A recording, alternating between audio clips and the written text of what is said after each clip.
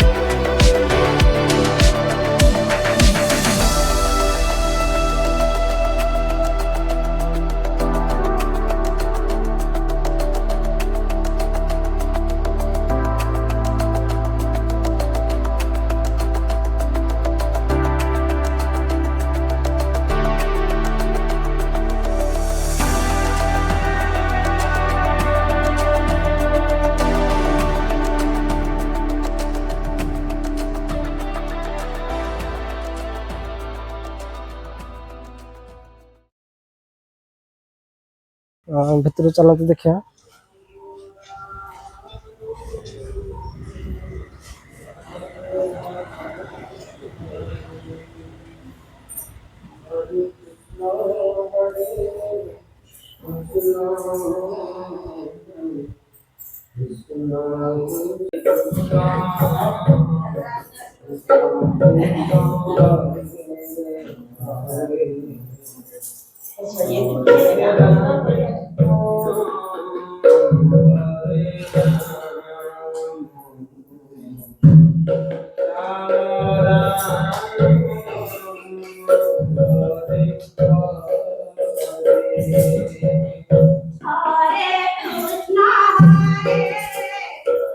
ତ ଠାକୁରଙ୍କ ଜାଗା ଏଇଭଳିଆ ଥିଲା।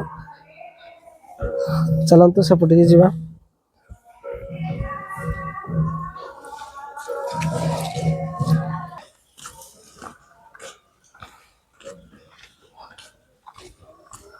ଯୋଉ କହୁଥିଲି ବାପା ମା ମନ୍ଦିର ଆଉ ଅଲଗା କିଛି ଯୋଉ ମନ୍ଦିର ଆଉ ସବୁ କୋଉ କୋଉ ମନ୍ଦିର ଅଛି, ସେଇଟା ଏଇପଟେ ଅଛି। ଦେଖନ୍ତୁ ଏଇପଟେ, ଚାଲନ୍ତୁ ଭିତରୁ ଯିବା ଦେଖିବା।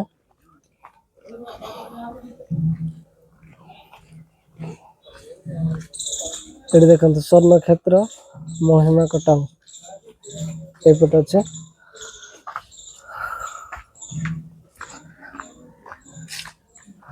ସ୍ୱର୍ଣ୍ଣ କ୍ଷେତ୍ର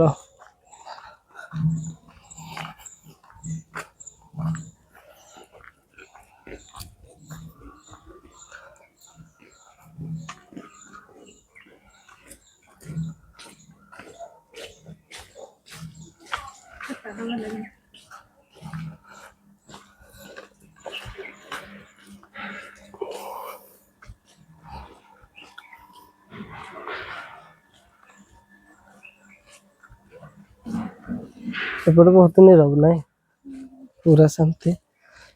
ଏପଟେ ଗୋଟେ ଅଛି ଚାଳ ଘର, ଯୋଉଟାକି ବହୁତ ସୁନ୍ଦର ଲାଗୁଛି। ଚାଳ ଘର ରହିବା ପାଇଁ ମଜା ଅଲଗା। ଆମେ ସିନା ରହୁଛେ ଛାତ ଘରେ, କିନ୍ତୁ ଏପଟେ ଗୋଟେ ଗାଁ ବି ଏପଟେ ଅଛି, ଛୋଟ ଗାଁରେ। ମଠ ସେ ପଛପଟେ ଥିବ ନା ଏଇଟା ଯଜ୍ଞ ଫଜ୍ଞ ପଟେ ହୁଏ। ଓହୋ ଶ୍ରୀ ଶ୍ରୀ ଶ୍ରୀ ଗୁରୁଶଙ୍କର ଆଶୀର୍ବାଦ କାର୍ଯ୍ୟାଳୟ ତାଙ୍କ ଫ୍ୟାମିଲି ଏପଟେ ସବୁ ରହୁଥିବ। ଏଇପଟେ ସବୁ ଯେତେ ସବୁ ମଠ ତାଙ୍କ ଇଏ ସବୁ ଏପଟେ ରୁହନ୍ତି।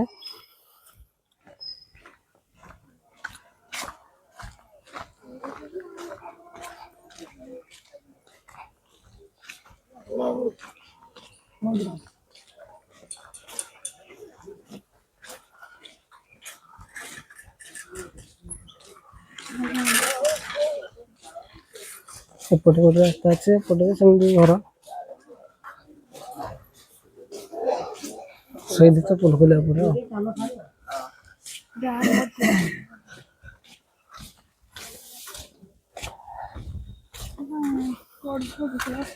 ଏପଟେ ପୁରା ବଗିଚା କରିଦେଇଛନ୍ତି।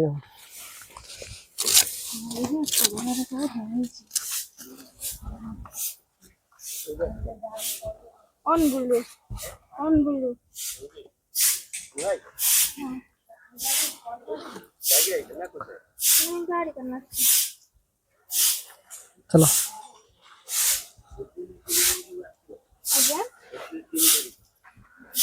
एप्रिल 3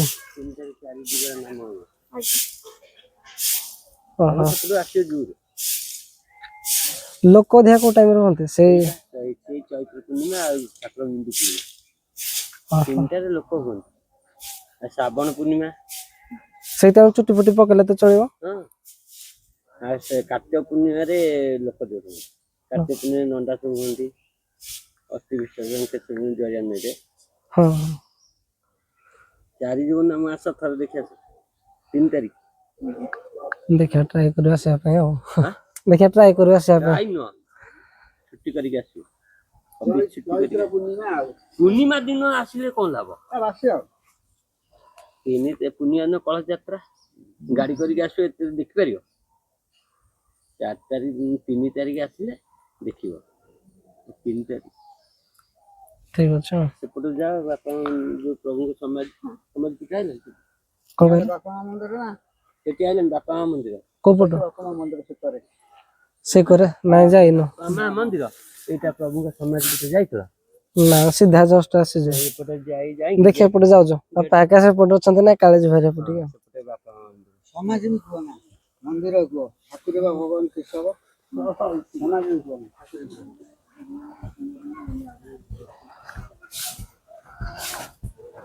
वीडियो चक्कर लेट से ना बोली आसले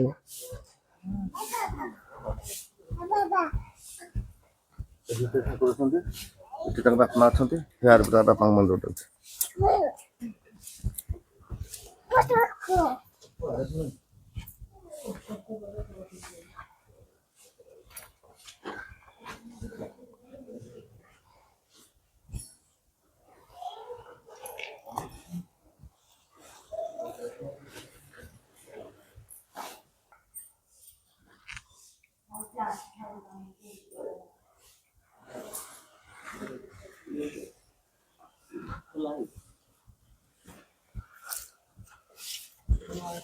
निधि बाबू ए जाओ साबळ टिक एपटे बापा माँ छंते देखो जे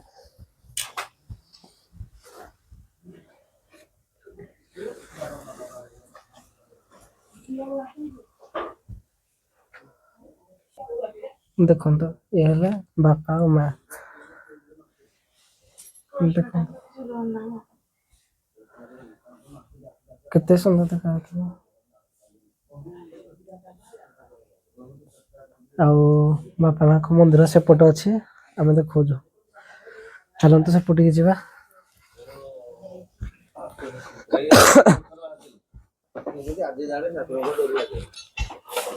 बर्तमान काम भी चली जे आपण जाई राती तो आ तो गुड लोक आसना ହଁ ପ୍ରଥମ ତ ଆସିଲେ 2002 ରେ ପୁଅର ଜନ୍ମ ହେଇନଥିଲା ମାନସିକ ଥିଲା ଦେଖନ୍ତୁ ଜାଗା ପୁରା ଆସିଲେ ତ ଛୋଟ हम तो बापा माँ को दर्शन कर आसलु चलतु जो बापा माँ मंदिर उठी चलतु एपटे देखु ଏପଟ ବଗିଚାଟା କେତେ ସୁନ୍ଦର ଲାଗୁଛି, ଚାରିଆଡେ ଫୁଲ ଦେଖନ୍ତୁ।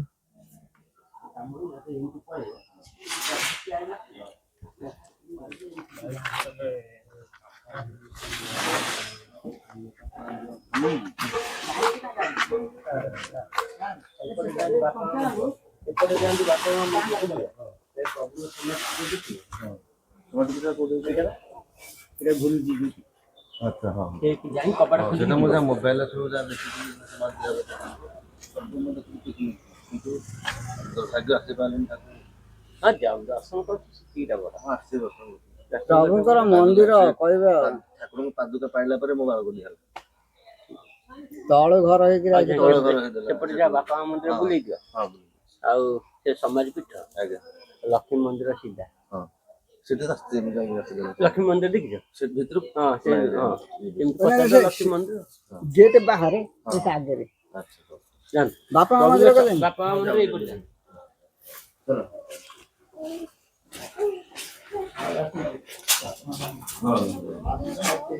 ମନ୍ଦିର ଫୁଲଟା ସାଇଡ୍ କରିଦିଅ।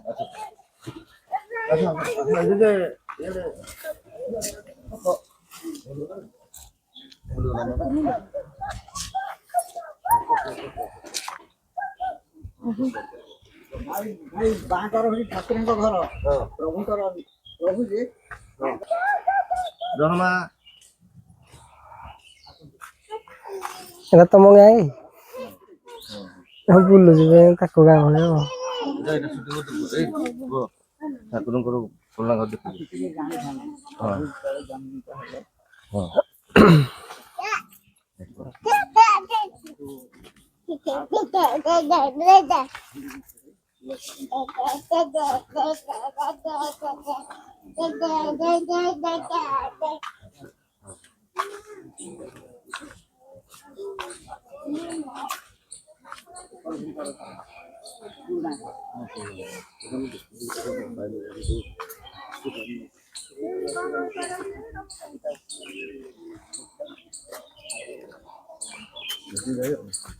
ଘର ଭିତରକୁ ମନ୍ଦିର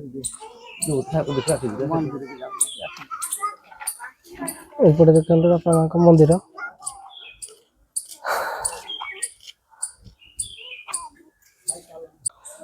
ଆପଣ କେବେ ବାପା ମା ମନ୍ଦିର କେବେ ଦେଖିଛନ୍ତି କି? ଏଇଟା ଫାର୍ଷ୍ଟ ଟାଇମ୍ ଦେଖିବେ, ଦେଖନ୍ତୁ ଇଏର ବାପା ମା ମନ୍ଦିର। ମୁଁ ତ ଆଗରୁ କେବେ ଶୁଣୁନଥିଲି ବାପା ମା ମନ୍ଦିର ଅଛି, କିନ୍ତୁ ମୋ ବାପା ଆଗରୁ କହନ୍ତି ବାପା ମା ମନ୍ଦିର ଅଛି, ମାଙ୍ଗା ତ ପାଇଁ ମାନସିକ କରିଥିଲି ଇଏ ସିଏ, ତ ଏଠି ବି ମୋର ଚୁଟି ପଡ଼ିଆ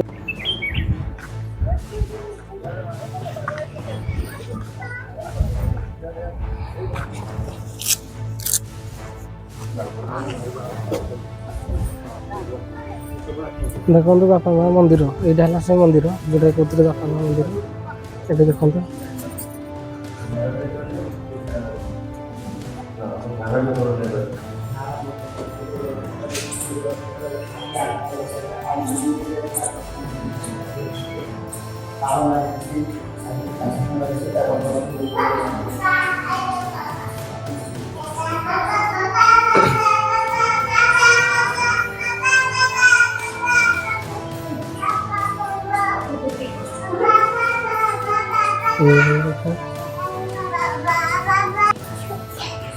ଦେଖନ୍ତୁ ଇଏ ହଉଛି ବାପା, ଆଉ ଏପଟ ସାଇଡ୍ ଅଛନ୍ତି ମା।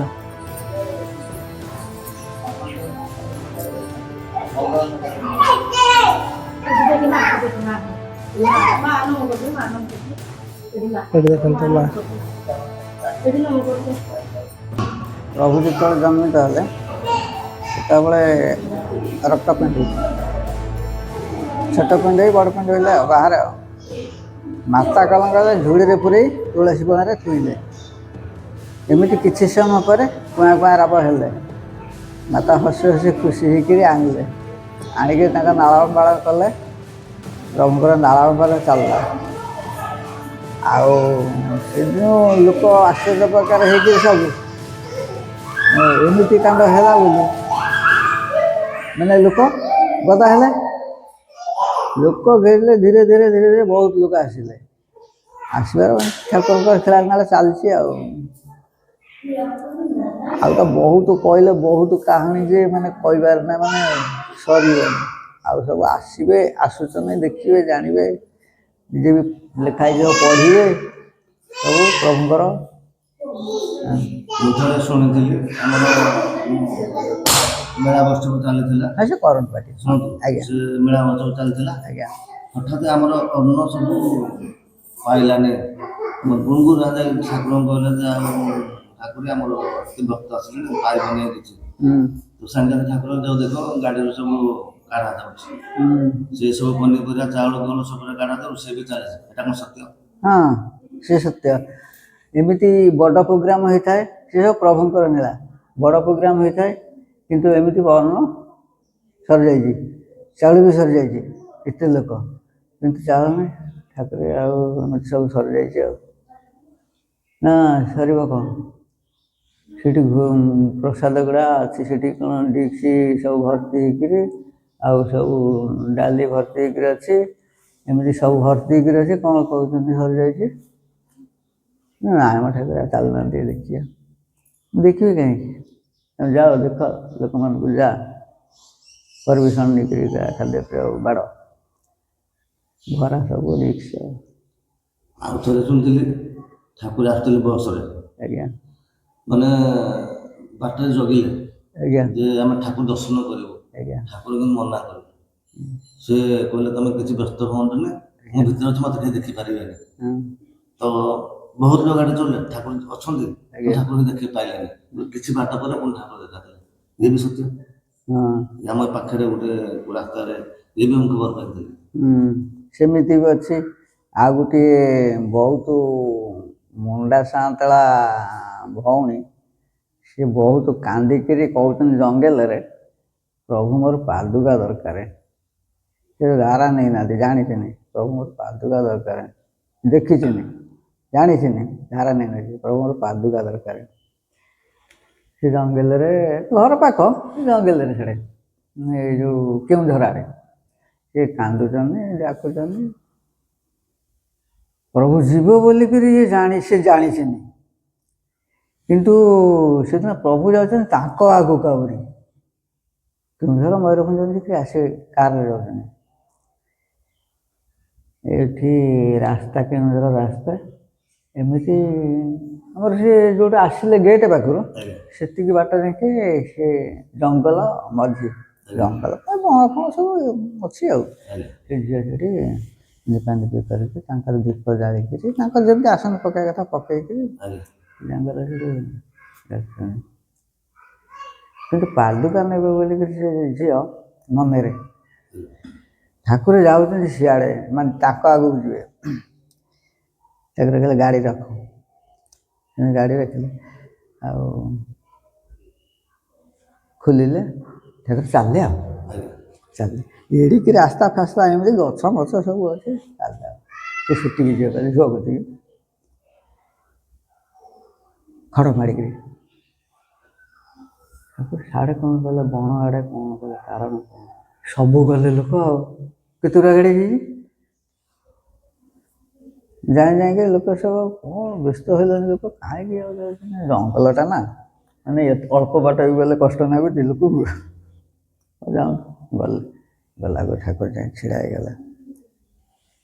ସେ ନୂଆବକିନି, ସେ ଚିହ୍ନି ଯାଇଛି, ନୂଆବକିନି ପଡ଼ିକିରି କାନ୍ଦିକିରି ଭେଁ ଭେଁ, ପ୍ରଭୁ ଆପଣଙ୍କୁ ଏଭଳି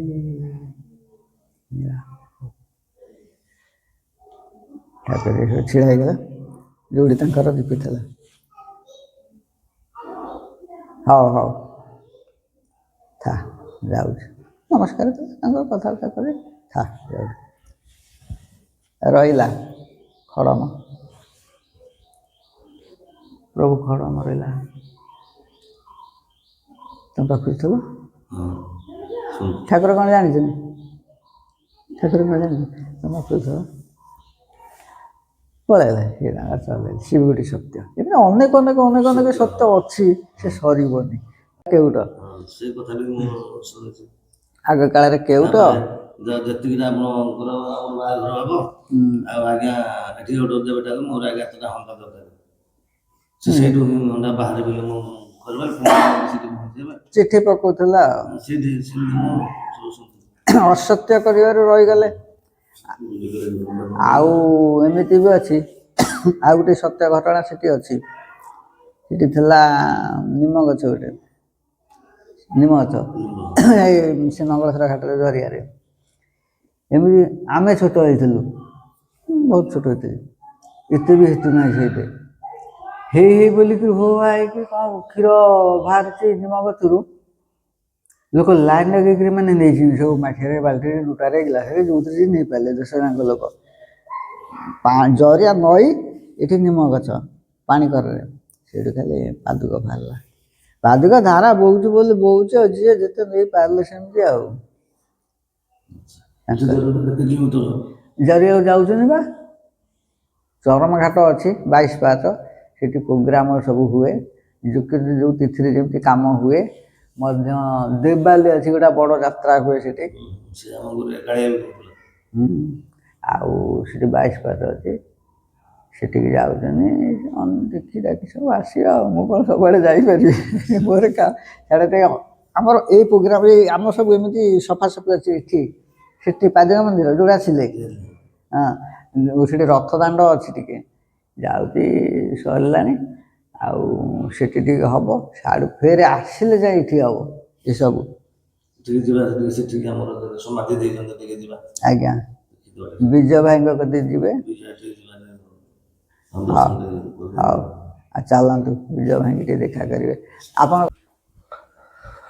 ବର୍ତ୍ତମାନ ଆମେ ଆସିକି ପହଞ୍ଚି ଯାଇଛୁ ବାପା ମା ମନ୍ଦିରରେ, ଯୋଉଟାକି ଆଗରୁ ତ କେବେ ଆପଣମାନେ ବି ଆସିନଥିବେ କି ଆଗରୁ ଶୁଣିଥିବେ କି ନାହିଁ ମୁଁ ଜାଣିନି। ଆଗରୁ ମୁଁ କେବେ ଶୁଣିନଥିଲି, କିନ୍ତୁ ହଁ ମୋ ବାପା କୁହନ୍ତି କି ନାହିଁ, ହଁ ଅଛି ମାହାଙ୍ଗା ଗୋଟେ ଜାଗା ଅଛି କଟକରେ, ସେଠି ମୋ ଗୁରୁ ଅଛନ୍ତି, ଯୋଉଟାକି ନାଁଟା କ'ଣ ଭୁଲି ଯାଇଛି, କ'ଣ ଭୁଲି ଯାଇଛି ନାଁଟା, କିନ୍ତୁ ସେଠି ବାପା ମା ମନ୍ଦିର ଅଛି, ଆଉ ଅନ୍ୟ ଠାକୁର ବି ଅଛନ୍ତି, ଆଉ ଏମିତି କିଛି ଅଛି ଜାଗା। ଆଉ ସେଠି ତତେ ଦିନେ ନେବି, ଆଉ ତୋର ଚୁଟି ବି ସେଠି ପଡ଼ିବ। ମାନେ ବାପା ମତେ ମାନସିକ କରିଥିଲେ କି ନାହିଁ, ମୋ ବାପା ଯାହା କୁହନ୍ତି କି ନାହିଁ, ଆଉ ତୋର ମାନସିକ ସେଠି ଅଛି, ଦିନେ ଯିବା ସେଠି ତୋର ଚୁଟି ପଡ଼ିବ, ଆଉ ଏମିତି କହୁଥିଲା। ତ ଆଜି ଆମେ ଆସିକି ପହଞ୍ଚି ଯାଇଛୁ କଟକରେ ଥିବା ମାହାଙ୍ଗା ମନ୍ଦିରରେ, ଯୋଉଟାକି ବାପା ମା ମନ୍ଦିର ବି କୁହାଯାଉଛି, ଅଛି କୁହାଯାଉଛି ନାହିଁ, ଏଠି ମୋ ବାପା ମା ମନ୍ଦିର ଅଛି। ଆଉ ମାହାଙ୍ଗା ବି ଯୋଉ ଠାକୁର ଅଛନ୍ତି ସେ ବି ଏଠି ଅଛନ୍ତି। ଆଉ ମୁଁ ଅଛି ବର୍ତ୍ତମାନ ଏବେ ବାପା ମା ମନ୍ଦିରରେ। ମୋ ସାମ୍ନାରେ ଅଛନ୍ତି, ଦେଖନ୍ତୁ ଏପଟେ ଅଛନ୍ତି ବାପା, ଆଉ ଏଇପଟେ ଅଛନ୍ତି ମା,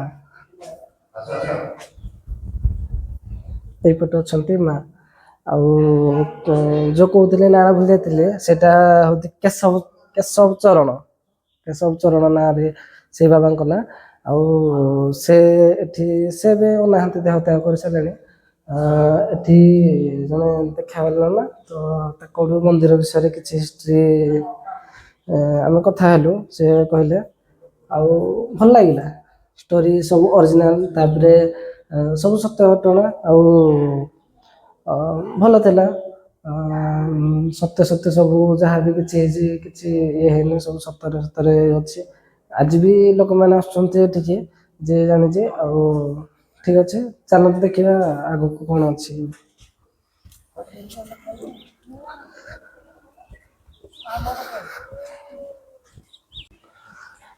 ଚାଲନ୍ତୁ ଯିବା, ସେପଟେ ଅଛି ଠାକୁରଙ୍କ ସମାଧି ପୀଠ। ଆଉ ଚାଲନ୍ତୁ ସେପଟୁ ଯାଇକି ଆମେ କିଛି ଦେଖାଉଛୁ। ଆସ ଆସ ଝିଅ। ଆଉ ଦେଖନ୍ତୁ ଏପଟେ ସବୁ ଏଇ ଟାଇପ ଘର।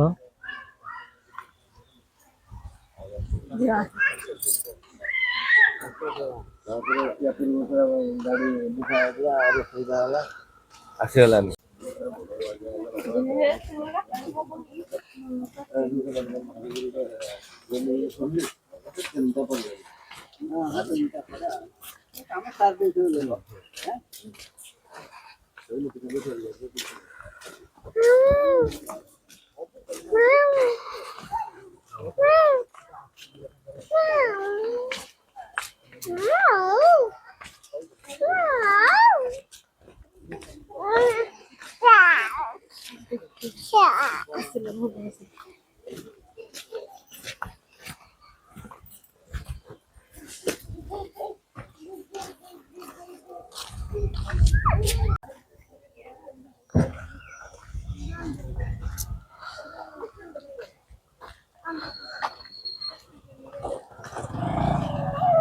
ଗୋଟେ ଜିନିଷ ଦେଖନ୍ତୁ, ଏଇ ଗଛଟା କେତେ ବଉଳ, ମାନେ ଦିଟା ଗଛ ପୁରା ଫୁଲ।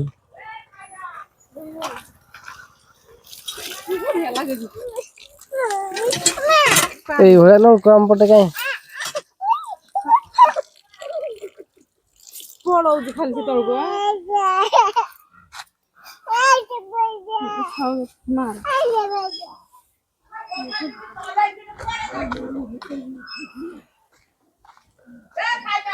ଏପଟେ ସବୁ ଚାଷ ଦେଖନ୍ତୁ, ଧାନ ଚାଷ ସବୁ କରନ୍ତି। ଏଇପଟେ ଯଜ୍ଞ ହୁଏ।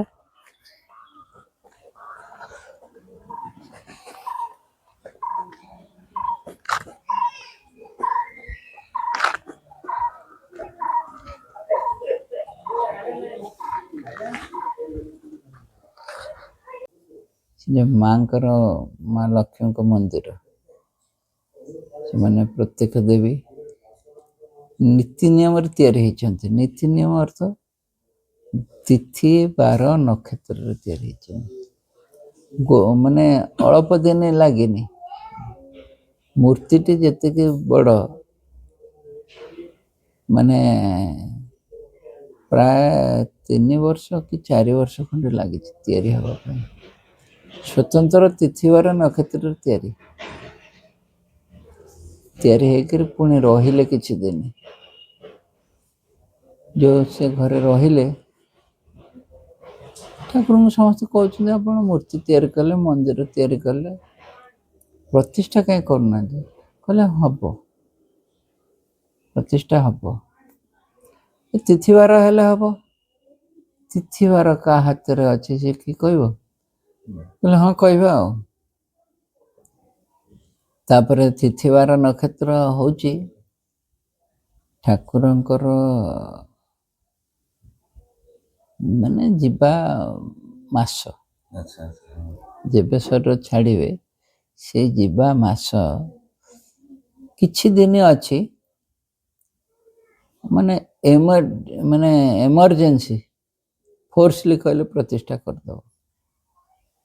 ଠାକୁର ପାଇଁ ବିଷୟରେ ଆଗକୁ କହିଥିଲେ କୋଉଟା? ଏଇ ଯୋଉ ଲକ୍ଷ୍ମୀ ମନ୍ଦିର ସ୍ଥାପନ ବିଷୟରେ ଆଗରୁ କିଛି ନାଇଁ, ସେ ନିଜେ କହିଲେ ତ ଗଲେ। ସଂକେତ ଦେଇଥିଲା। ହଁ, ସେ ମନ୍ଦିର ପ୍ରତିଷ୍ଠା କରିକିରି, ମାନେ ଏଠି ନଥିଲେ, ମେଡିକାଲରେ ଥିଲେ। ପ୍ରତିଷ୍ଠା ସରିଲା। ମେଡିକାଲ ଯାଇଥିଲେ, ହଁ, ମେଡିକାଲ ବି କହିଥିଲେ। ନାଇଁ, ଏଠୁ କହିଦେଇକିରି ଗଲେ ଯେ ଏଇ ଦିନ କାମ ସାରିବ। ଯେନ ତେନ ପ୍ରକାରଣ ସରା ହେଲା, ପ୍ରତିଷ୍ଠା ହେଇଛନ୍ତି। ଯେତିକି ବଡ଼ ପେଚା ଦେଖୁଛନ୍ତି ମନ୍ଦିରରେ ସ୍ଥାପନ କରାଯାଇଛି, ଯେଉଁ ମାର୍ବଲରେ ଆଗରେ ଥୁଆଯାଇଛି, ସେତିକି ବଡ଼ ଗୋଟେ ପେଚା ଆସେ ମନ୍ଦିର ଭିତରକୁ। କେବେ ଆସନ୍ତି ସବୁ? ବେଳେ ବେଳେ ତାର ଆସୁଛି। ହଁ ଠିକ ଠାକୁରଙ୍କ ପର୍ବ କିଛି ଭଲ ହେଲେ ସେତେବେଳେ ଆସେ। ହଁ ହଁ ହଁ ସେତେବେଳେ ଆସେ। ହଁ। ଏବେ ଟିକେ କମି ଯାଇଛି, କାହିଁ କହିଲେ ଖୋଲା ନଥିଲା ତ, ଗ୍ରିଲ ଫିଲ୍ ଲାଗିଗଲାଣି। ସେତେବେଳେ ଗ୍ରିଲ ହେଇନଥିଲା। ସେ ପ୍ରଥମ ଯୋଉଦିନ ମା ସ୍ନାନ ସାରିକିରି ଜରିଆରୁ ପ୍ରତିଷ୍ଠା ହେବା ପାଇଁ ଗଲେ, ଜରିଆରେ ସ୍ନାନ ହେଇକରି ଆସିଛନ୍ତି, ପ୍ରତିଷ୍ଠା ହେବା ପାଇଁ ଗଲେ ମନ୍ଦିରକୁ। ସେ ଗଲାବେଳେ ମନ୍ଦିର ମାନେ ମାଙ୍କ ଉପରେ ଉଡ଼ିକି ଉଡ଼ିକା ଗଲା। ପୁଣି ଆସିଲା ବେଳକୁ ମାଙ୍କ ଉପରେ ଉଡ଼ି ଉଡ଼ିକା ଆସିଲା। କାହିଁକି? ଫିରି ଫିରି ବର୍ଷା ହେଉଥିଲା। ବର୍ଷା ପକେଇ ଦେଇନି। ସେ ମନ୍ଦିର ଭିତରକୁ ଆଗ ଗଲା, ମା ତାପରେ ଗଲେ, ତାପରେ ପ୍ରତିଷ୍ଠା ହେଲେ, ସ୍ଥାପନ ହେଲେ। ତେଣୁ ସେ ପୁରା ମାନେ ପ୍ରତ୍ୟକ୍ଷରେ ମାଙ୍କର ସେ ବାହନ ବୋଲିକିରି ଲୋକଲୋଚନରେ ପଢ଼ିଥିଲେ, ବହିରେ ପଢ଼ିଥିଲେ, ମାନେ ଏ ପୋଥିପତ୍ରରେ ପଢ଼ିଥିଲେ, ଶାସ୍ତ୍ର ପୁରାଣରେ ପଢ଼ିଥିଲେ, ପ୍ରତ୍ୟକ୍ଷରେ। ଆଉ ଘର ଖୋଲିଦେବେ, ପୂଜା ଯେତେବେଳେ ପ୍ରଥମ ମଙ୍ଗଳ ଆଳତି ହେବ, ଘର ଖୋଲିଦେବେ। ଯେମିତି ସକାଳୁ ଭାବିବେ ଇଏ ଦ୍ୱିତୀୟ ପୂଜକ ଯାଉଛି, ସେଠି କେଇ ଜଣ ପୂଜା କରି ଯାଇଛି। ମହ ବାସନ ସେ ଅଛନ୍ତି ସେମିତି ଆଉ କ'ଣ। ତାଙ୍କର ଅପାର କରୁଣା, କିଛି ଏଠି ଅସୁବିଧା ନାହିଁ।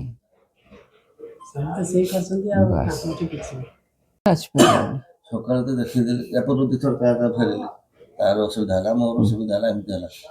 ଆଜି ସକାଳେ ଆସିବି ଦେଖିଦେଲି ତ ସୂର୍ଯ୍ୟପରାଗ ସବୁ ବାହାରିଛି ଯାଏ ନ୍ୟୁଜ୍ ପୁରା ଶୁଣିଲା 3ଟା ଭଲ ଲାଗିଲା। ମୁଁ ଯାହା ରକ୍ଷା ହେଇଗଲା ଯାଇ ଦଶାଶ କରିକି ପଳେଇ ବାସ୍ ଯାହା ଠାକୁରଙ୍କ ଆଶୀର୍ବାଦ ସୂର୍ଯ୍ୟପରାଗ ଆମ ଓଡ଼ିଶା ଭାରତକୁ ନାହିଁ। ଆଜି ଭଲ ଲାଗିଲା ଯାହା ତେଣୁ ବାହାରିଛି। ଠିକ ସୂର୍ଯ୍ୟପରାଗଟା ଭୁଲ ନୁହଁ। ଆଜ୍ଞା ଆଜ୍ଞା ତେଣୁ ସେ ତ ଆଉ ଭାରତକୁ ନାହିଁ, ତ ଧରା ପୃଷ୍ଠରେ ହଉଛି ନା, ହଁ ହଁ ଯୋଉଠି ହେଲେ ସୁଦ୍ଧା ହଁ ଯାହା ହଉ ତ ହଉଛି ଆଉ। ଆଜ୍ଞା ତେଣୁ ସୂର୍ଯ୍ୟଙ୍କୁ ଲାଗୁଛି ମାନେ ସେ ଯାହାହେଲେ ବି ସୁଦ୍ଧା ସୂର୍ଯ୍ୟପରାଗ ଛମଟା ଏବେ ହେଇନି, ନାହିଁ ତେଣୁ ଠିକ ବେଳରେ ଆସିଛନ୍ତି। କ'ଣ ଏଠିକାର ଅଲୌକିକତା ବାହ୍ୟ ଆଡମ୍ବରପୂର୍ଣ୍ଣ ନୁହଁ, ମୁଁ ବହୁତ ଶୁଣିଛି ବହୁତ କିଛି ଠାକୁର ଯାହା ସବୁ ଅଛି ଭିତରେ ଯେତିକି ଅନୁଧ୍ୟାନ କରିବ, ଯେତିକି ମାନେ ବାସ୍ ସେତିକି ପାଇବେ। ମୁଁ ନିଜେ ବହୁତ ମାନେ ଯୋଉ ମୁହୂର୍ତ୍ତରେ ମୁଁ ଠାକୁରଙ୍କୁ ଡାକିଛି, ଯେତେବେଳେ ବିପଦ ପଡ଼ିଛି ମୁଁ ନିହାତି ଆଜ୍ଞା ମୁଁ କହିବି। ବାସ୍ ସେତିକି ତ ହଉଛି ବଡ଼ କଥା। ଆଉ ମୁଁ ତ କିଛି ପୂଜା ଜାଣିନି, ଠାକୁରଙ୍କ ଫଟୋଟେ ନେଇଛି, ଖାଲି ମୁଣ୍ଡିଆଟେ ମାରୁଛି। ମୋ ବୋହୁ ସ୍ତ୍ରୀ ପୂଜା କରନ୍ତି, ମୁଁ ଜଷ୍ଟ ଖାଲି ମୁଣ୍ଡିଆ ବ୍ୟତୀତ କିଛି ମୁଁ ଜାଣିନି। ଉଠିବି ମୁଣ୍ଡିଆଟେ ମାରିବି, ଶୋଇଲା ମୁଣ୍ଡିଆ ରାତି ଅଧ ଉଠିଲେ ବି ଠାକୁରଙ୍କୁ ଡାକିବି ଜଣା କଲେ। ଆମର ଠାକୁରଙ୍କର ଜନ୍ମ ଉତ୍ସବରେ ଭିକ୍ଷା ହୁଏ ନାଲକୋରେ। ଆମ ଭାଇମାନେ ମାସ ଉପରେ ଯାଆନ୍ତି, 10-15 ଜଣ ଭିକ୍ଷା କରନ୍ତି ସେଠି ମୁଁ ଜାଣିଛି ସେଠି। ହଁ, କିନ୍ତୁ ମୁଁ ଯେତେବେଳେ ସନ୍ତୋଷ ଭାଇ ସାଙ୍ଗରେ ଯାଏ, ଏକୁଟିଆ ଯାଏ। ଆମର ସବୁ 15-20 ଜଣ ଖଣ୍ଡେ ଯାଉ। କୋଉମାନେ ସେ ସବୁ ତାଙ୍କରି ଅଫିସର, ଇଞ୍ଜିନିୟର ଯାକ, ସେ ତାଙ୍କରି ଘରକୁ ଡାକିବେ ଆମକୁ। ସେ ଯୋଉ ଆମର ବରଳା ପ୍ରସାଦ ପ୍ରୋଗ୍ରାମଟା ହେଲା, ଆଜ୍ଞା ତ ମତେ ଡାକିଦେଲା, ହଁ କହିଲା ଭାଇ କୌଣସି ପ୍ରକାର ଆସିବୁ 4-5 ଦିନ ହଉଛି, ଏମିତି ଆଜ୍ଞା କାମ ଜୁଟିଲା ମୁଁ କୌଣସି ପ୍ରକାର ବାହାରି ପାରିଲି ନାହିଁ। ସନ୍ତୋଷ ଭାଇ ଯାଇଥିଲୁ, ମୁଁ କହିଲି ଭାଇ ଏମିତି ସଡ଼ନ କାମ ହେଲା, ଶଳା ତୋର ଠାକୁରଙ୍କର ଦୟା ନାହିଁ ଶଳା। କହିଲି ଭାଇ କଣ ଭାଇ, କହିଲା ଯିବୁ ବ୍ୟସ୍ତ ହନ, ନିଶ୍ଚୟ ଦିନ ଦିନ ପହଞ୍ଚିବ। ପୁଣି ଆସିଲେ ମନ ଅଛି ବା, ସେ ଏବେ ବି ଜାଣିନି ମୁଁ ଆସିବି ବୋଲି, ବାଟ ଗଲେ କହିବି। ମୁଁ କହିଲି ଭାଇ ଯାଇଥିଲି, ବିଜାଙ୍କ ସହିତ ଭେଟ ହେଲା, ଭଲ ମନ କଥା ମୋ ନାହିଁ ବିଜୟ, ଯାହା ଭେଟ ହେଲେ ସାକ୍ଷାତ ହେଲେ ଭାଇ ଆସିଲେ, ସେ ବହୁତ ଗୋଟେ ଖୁସି ହେଇଛି। ସେ ଫୋନ୍ ଧରୁନି, ମୋବାଇଲ ଧରୁନି, ସେ ନା ସେ ଆଉ ଗୋଟେ ନମ୍ବର ଅଛି, କଥା ହେବି, ରୁହନ୍ତୁ କହିଦେବି। କବି ଯୋ ସାହୁ କେ ସନ୍ତୋଷ ତମ ସାଙ୍ଗ ଆସିଥିଲେ। ତେଣୁ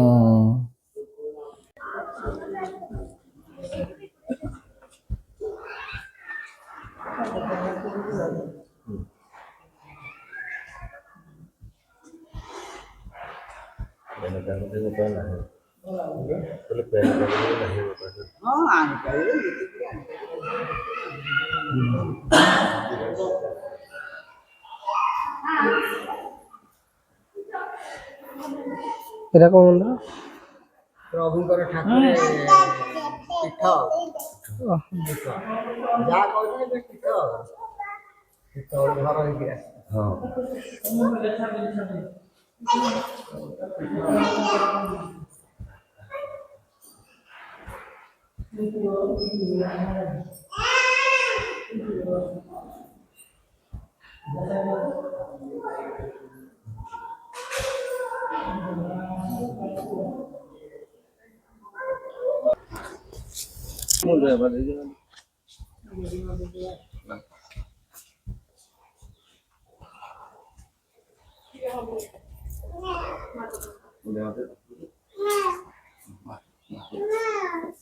ଲକ୍ଷ୍ମୀ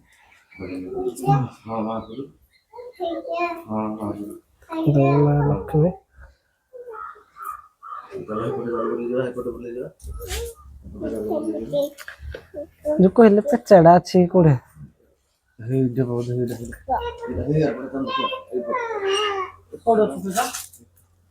ପେଚା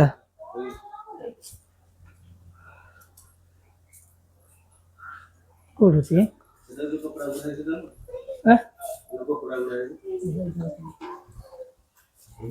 କଣ? ହଁ ହଁ ଏଇଠି ଦେଖନ୍ତୁ। ଆସିଲେ ଜରିଆର ଗାଧୋଇ ଗଲେ ଝିପଝିପ ବର୍ଷା କରିଦେଲା ଠାକୁର ପୁରା ପୁରା ଉଡି ଉଡି ଗଲେ ଉଡି ଉଡି ଆଇଲେ ଜୋରେ ବର୍ଷା ପାଣି ପକେଇଦେଲା। ଦେଖନ୍ତୁ ଏ ସେଇ ପେଚା ଦେଖନ୍ତୁ